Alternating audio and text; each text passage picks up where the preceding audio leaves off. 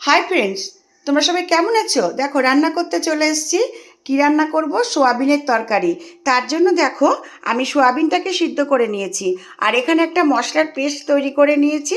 ধনে জিরের গুঁড়ো, লঙ্কার গুঁড়ো, কাশ্মীরি মির্চ, আদা বাটা, তারপরে দিয়েছি হলুদ, গরম মশলার গুঁড়ো আর স্বাদ মতো নুন দিয়ে আমি পেস্টটা তৈরি করেছি। আর দেখো টমেটো কুচিয়ে নিয়েছি, পেঁয়াজ কুচিয়ে নিয়েছি, আর এখানে আছে রসুন বাটা, আর আদা বাটাটা ওর মধ্যে দিয়ে দিয়েছি।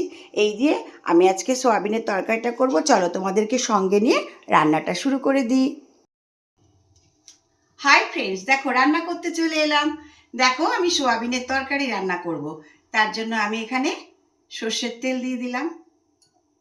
দেখো এর মধ্যে আমি গোটা জিরে আর তেজপাতা দিয়ে দিলাম।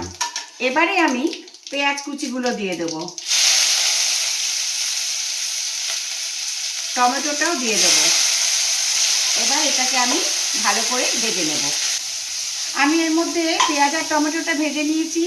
এর মধ্যে আমি এই রসুনের পেস্টটা দিয়ে দিলাম। এবারে আমি এই মশলার পেস্টটাকেও এর মধ্যে দিয়ে দেব। এবারে আমি এটাকে ভালো করে কষাবো।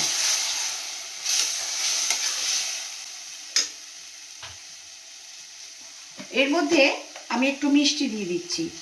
তোমরা মিষ্টিটা ইচ্ছা করলে নাও দিতে পারো, মিষ্টি দিলে টেস্টটা একটু ভালো আসে। আমার কষানোটা প্রায় কমপ্লিট। আমি এর মধ্যে একটু জল দিয়ে দিচ্ছি।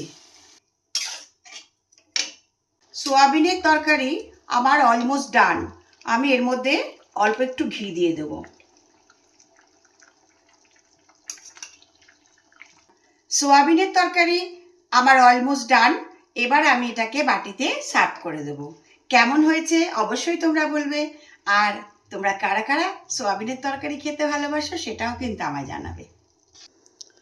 সোয়াবিনের তরকারি রান্না করে আমি বাটিতে সার্ভ করে দিয়েছি। ভিডিওটা যদি তোমাদের ভালো লাগে একটা লাইক কমেন্ট করবে।